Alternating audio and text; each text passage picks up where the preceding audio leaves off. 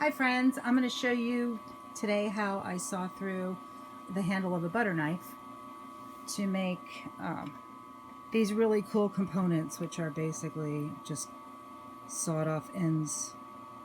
The setup is a little bit wonky, so bear with me. First thing I'm going to do is I have my vise that is securely, permanently attached to my workbench, and I'm going to put the butter knife in the jaw and screw that in so it's nice and tight. So it's going to be steady while I saw it. I'm going to use a regular little jeweler's saw, nothing fancy. A lot of times you can get these at like Harbor Freight or inexpensive like tool supplies. And you put your blade in there.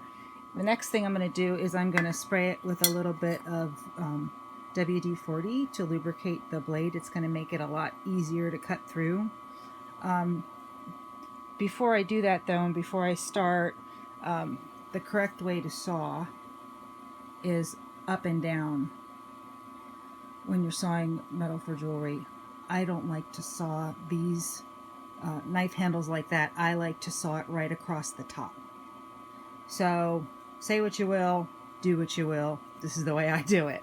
So what you can do is you can take a marker or a pen and you can put a line for where you're going to put your line, saw your line. So what I do is I just look at the design and I decide where I'm going to do it, and I just situate my blade there. So the first thing I'm going to do is I'm going to spray this with a little bit of my WD-40 lubricant.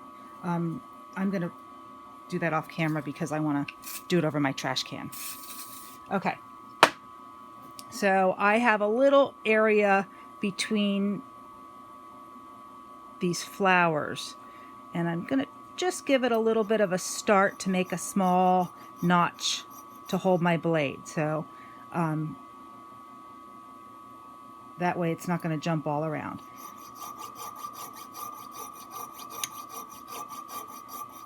And then just back and forth motion. I angle it a little bit. And I'll stop and check my work. I find it's best to just keep going with that saw blade. If you try to take it out, it gets stuck. You can break your blade. They're not very expensive. I buy them in packs. And you can get them at larger jewelry retail catalogs, such as Rio Grande. I don't know if Fire Mountain Gems carries them or not. Now, I came across something hard right here. I don't know if you could hear that or not. There's a little bit of a piece of extra metal inside this handle, and it's like a counterweight. So when you use the knife, like a butter knife, it just gives it weight on the end. So it kind of sticks a little bit, might get a little hard to cut through, but it only is a couple millimeters thick, so it's not that hard. Now I'm almost all the way through this. You can hear it.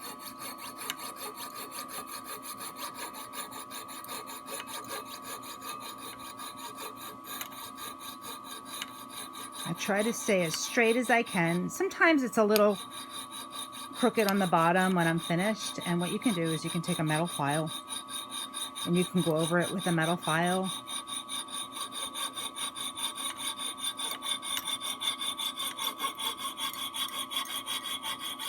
And I'm just about at the end. I'm going to try not to bend it off, but to saw it instead so you don't have a lot of burrs.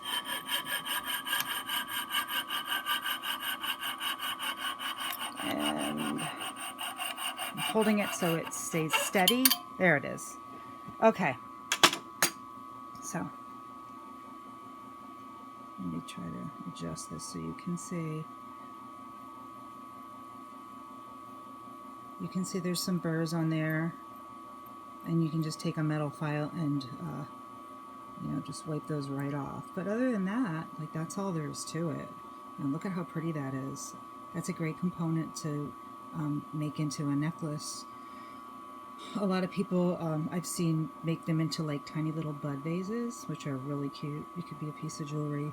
In my book, Boho Chic Jewelry, I have the project, let's see, for making these sweet little bell necklaces where I cut the bottom off the end off of a knife, and then I drill it, and I add a suspended tine from a fork, so it actually is like a little bell. The directions for that are in my book, Boho Chic Jewelry. Well, that's about it for now. I just wanted to show you how I saw that through. Again, a lot of people suggest, or they'll say the only way to saw is this way. For these, this does it for me. You could see it took me literally just 1 or 2 minutes to do that. And I was taking my time and talking because I'm filming for you. So it's even quicker, you know, without. So then you can just loosen up your vise, and then you have this. And if you want, you can cut more of this off and make it into something else. Maybe you want to use it in like a wind chime or something for your garden. And that's it for now. I hope you enjoyed this tiny little 6-minute tutorial, and I hope to be back again soon with something new.